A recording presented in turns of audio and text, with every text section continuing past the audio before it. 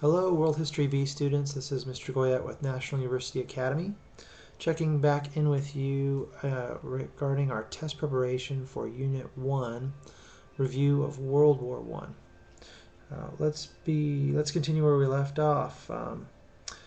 We were discussing Triple Alliance, Triple Entente, a few other key things. I had a little vacancy of thought there for a second when I was going through the Triple Entente, so I wanted to get back to you about that. Triple Entente included Russia, Britain, and France. So it's kind of a vague alliance between them, unlike the more stringent and specified Triple Alliance between Germany, Austria-Hungary, and Italy, which was formed in 1882. The Triple Entente was still just as robust, just as serious. It was less vaguely drawn out between Russia, France, and Britain in 1907. But of course, all of this is going to come to a head when Franz Ferdinand visits Sarajevo in Bosnia-Herzegovina, and Gavrilo Princip and the Black Hand assassinate him. That's going to change everything for those countries. It's going to ignite World War I. So we're continuing with our test prep. And I wanted to get into the Bosnian Crisis, which begins in 1908, results in Austrian control over Bosnia, Serbian resentment over the outcome, and Russian displeasure with Austria. If you'd been among the writers who served on the Western Front at this time, you'd probably be writing about trench warfare, and we see this in the great writings of Maria Remarque in All Quiet on the Western Front, which if you haven't had a chance to read this novel, I recommend it. It's certainly not light, certainly not airy, and you're certainly not going to laugh out loud the whole time. It's a very it's in the realism genre, so it's heavy-handed. There are some moments actually of humor in it, but not. It's rather dark humor. It is a book that describes the war without any glorification of it, and it goes into trench warfare as well. Moving on. If you'd been among, let's see, where am I? Among the problems remaining after World War I was imperialism in Africa and Asia. We talked about that last quarter. Under the mandate system, control of imperial powers were ranked, under the mandate system, the imperialism had control over colonies in Africa and Asia, and this control basically ranked countries according to their readiness for independence. And it just so happened that if your independence would mean that the imperial nation that was colonizing you had to give up the natural resources in order to allow you to start your democratic experiment, they would of course rank you lower because they needed to stay there.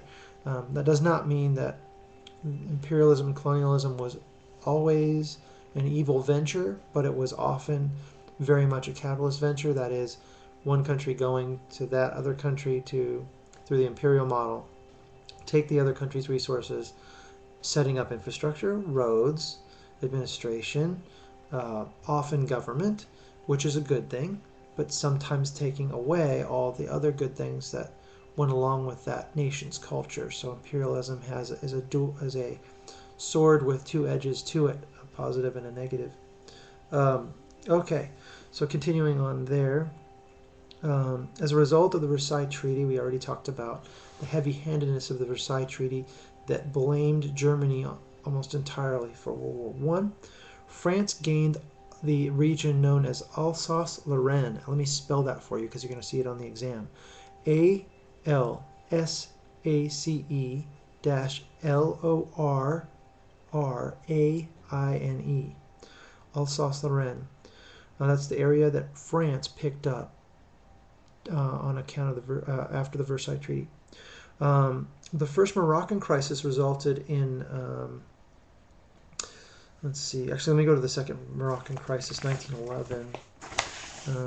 resulted in an increase in British fear and hostility toward Germany, brought Britain and France closer together, and was an attempt by Germany to ensure the open door policy. We'll discuss open door policy later. Woodrow Wilson, we talked about 14 points earlier. If you don't recall, go back and review it.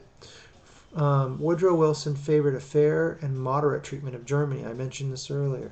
Woodrow Wilson had a lot of good ideas. We talked about some of the impracticality of those, the fact that he maybe waited a little bit long to get involved in the war, but you got to remember that the temperament of the people at the time in the United States, we were largely isolationist at that time, and we didn't want to get involved in any wars, and that was keeping within the traditions of Washington, who George Washington was very clear, no foreign entanglements in his farewell speech. So this isn't something that's Republican or Democratic, it's part of the foundations of the country.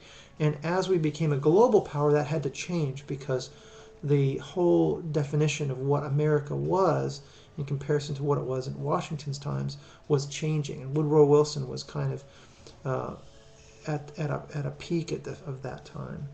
Let's continue on though. He favored a fair and moderate treatment of Germany and didn't want the Versailles Treaty to be heavy-handed with them and treat them like, oh, you're the only reason why World War I happened, how dare you? Which was not among the reasons Russia withdrew from World War I. Respect for Germany was not one of those reasons. Which were the reasons for the extensive loss of life and property damage of World War I? Now, some of the possible responses you want to look for are World War I was fought on a scale such as no other war before. We see the machine gun, we see chemical gases or nerve gases used, large industrialized regions themselves both on the battlefield, new technologies such as warplanes, tanks, submarines, automatic gunfire, had devastating effects, and it increased the death toll rapidly. It was a fast-moving war. War was fought over vast areas of land, and many people and places were wiped out. This, of course, had a heavy effect on civilian casualties. Before that, you can kind of isolate your war. Let's go here, fight here in this plain or pasture. The two warring countries meet at this certain place, fight it out. In this case, it was different. Planes flying over industrialized areas, dropping bombs. What began as a war in Europe slowly spread over the world as European colonies were called in to aid their colonizers. Japan entered the war to fight for its colonizers. The United States had at first stayed clear of the war under the policy of isolationism. Then Germany sank 3 American ships. America intercepted a message, the Zimmerman telegram we talked about earlier, and all those things brought us into the war. Why did the United States enter World War I, and what effect did the entry have in the war? Possible responses should include: the United States entered the war because Germany's unrestricted submarine warfare threatened U.S. shipping. Germany sent Mexico the Zimmerman telegram note offering to help Mexico regain lands lost to the United States, which angered the United States and made its citizens feel directly threatened by the German government. U.S. sympathies tended to lie with the Allies due to long-term loyalties to Britain and economic ties to other Allied nations. Reports of German war atrocities stirred anti-German sentiments in the United States. Americans might have feared living in a world dominated by Germany, and by 1917 it looked like it could happen, but fortunately the entry of the United States tipped the balance of the Allies' favor. The addition of millions of fresh American soldiers allowed the Allies to launch a counterattack against weary German troops and a steady advance toward Germany. So this concludes our review for the exam. Please get in touch with me if you have questions about the test. I would be happy to go over it with you. Let's succeed in this course. Talk to you soon in class. Call, email. I'm here to help you succeed in school. Talk to you soon. Bye.